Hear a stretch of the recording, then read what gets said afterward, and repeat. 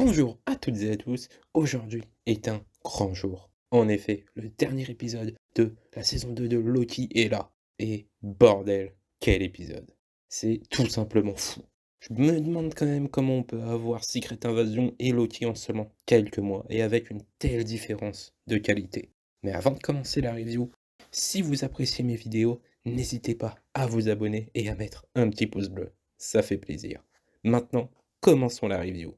Pour commencer, on a un Loki qui remonte le temps grâce au time sleeping pour arrêter l'explosion du TVA. Il va tester différentes façons de l'éviter et en premier lieu, il va essayer de préparer plus vite Victor Timely. Et ensuite, il va étudier pendant un siècle tout sur le TVA. Il deviendra par conséquent l'égal de Victor et d'Ouroboros.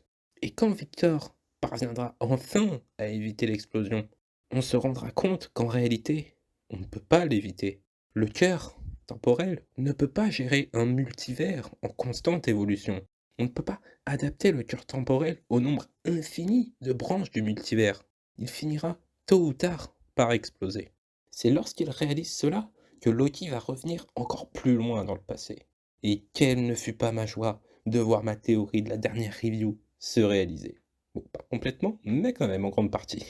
En effet, ma théorie dans la dernière review, c'était que Loki remonte dans le temps pour revenir avoir une conversation avec celui qui demeure. Et justement, Loki va revenir au moment où Sylvie et Loki, dans le dernier épisode de la saison 1, se chamaillaient, entre guillemets, pour savoir s'il fallait tuer celui qui demeure ou non.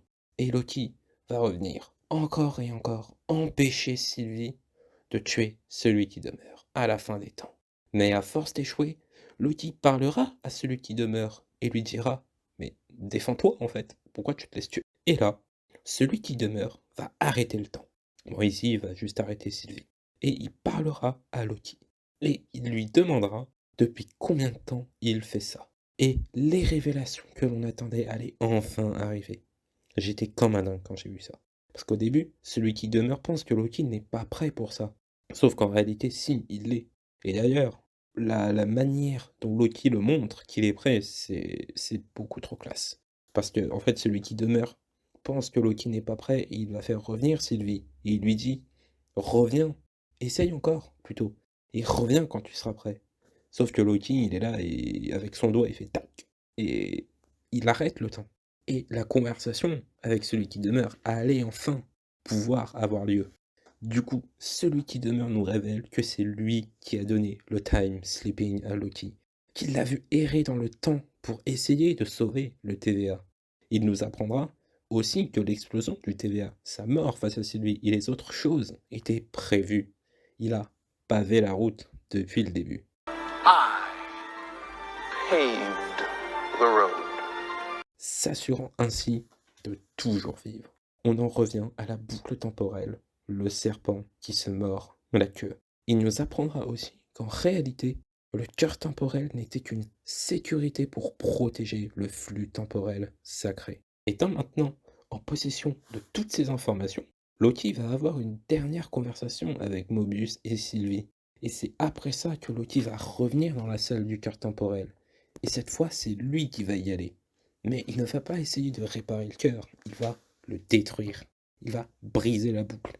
Et toutes les branches mortes, eh bien Loki va les réanimer en quelque sorte. Et ira les emporter là où celui qui demeure s'était installé, c'est-à-dire à la fin des temps.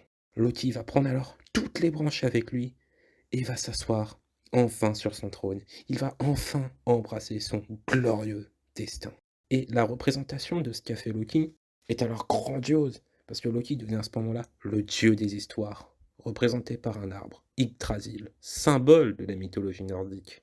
En faisant ça, Loki va offrir une seconde chance au TVA et au multivers d'exister. On peut d'ailleurs voir que la représentation, même au sein du TVA, a changé et qu'aujourd'hui, le TVA n'élague plus les différentes branches, mais les protège face aux variants de celui qui demeure. D'ailleurs, en parlant de variants, eh bien, il est mentionné à un moment que le variant de la Terre 616 a été géré par Ant-Man. Bon, du coup, ce qui fait référence à Ant-Man 3. Quelle série! Et surtout, Quel développement pour Loki.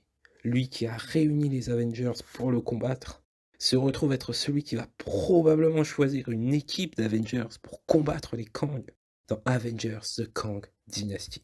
Et c'est ainsi que s'achève cette vidéo. Dites-moi ce que vous voyez pour le futur de Loki, si on le reverra selon vous. Dites-le moi en commentaire. Et nous, on se retrouve pour de nouvelles histoires.